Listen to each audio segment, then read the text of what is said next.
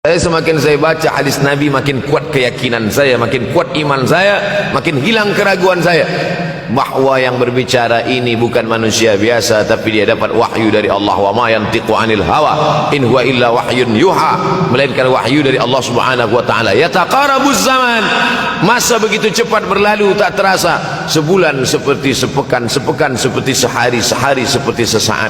Akhirnya kita pun kehilangan waktu, habis. Saya Ustaz Abdul Samad, memang zaman ni tak terasa cepat betul. Rasa-rasa kejap-kejap dah bulan Ramadan. Tak terasa baru saja Idul Fitri dah masuk pula lagi. Masya Allah, begitu cepatnya masa berlalu. Maka jangan sampai saya semakin saya baca hadis ni, semakin kuat keyakinan saya bahawa Nabi Muhammad sallallahu alaihi wasallam mendapat wahyu dari Allah Subhanahu wa taala. Semakin kuat keyakinan dan keimanan.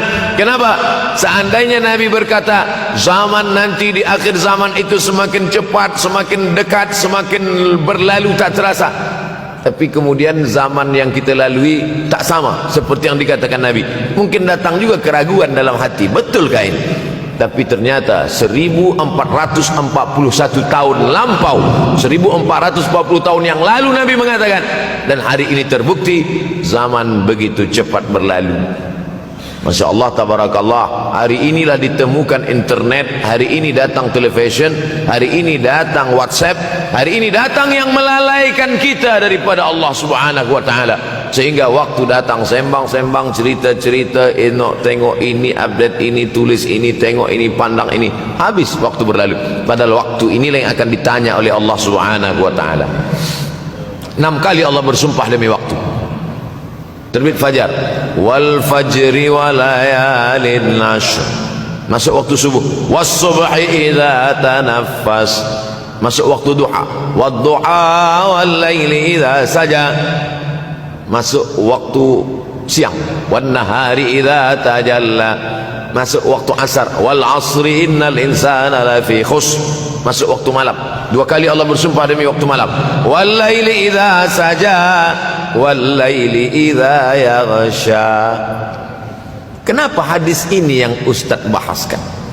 Kami nak mendengar hadis tentang Dajjal dah lahir atau belum. Dajjal dah hadir. Mana bukti Dajjal dah hadir? Kurma bisan tidak lagi berbuah.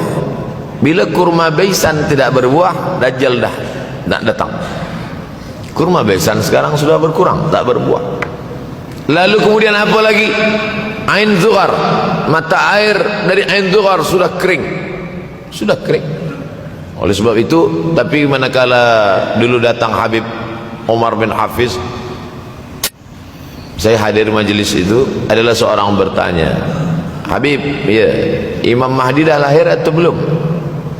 Saya tengok Habib menjawab, sepertinya dia macam tak suka pertanyaan. Kata dia, kita tak perlu mencari-cari dia dah lahir atau belum, kampung dia di mana, dia lahir di hospital mana, dia tak perlu. Yang perlu kita siapkan adalah iman dan takwa, pengetahuan kita, supaya kita jangan sampai terkecoh, supaya kita boleh membezakan mana hak, mana batil, mana betul, mana salah, mana lurus, mana bengkok, mana hitam, mana putih. Sehingga dengan istiqomahnya kita beribadah ini, kita boleh membezakan mana Al-Masih yang original, yang asli, mana Al-Masih Ad-Dajjal. Makanya tadi sebelum salam kita berkata, Allahumma inni a'udzubika min azabi jahannam wa min azabil qabri wa min fitnatil mahya wal mamat wa min syarri fitnatil masihid Dajjal.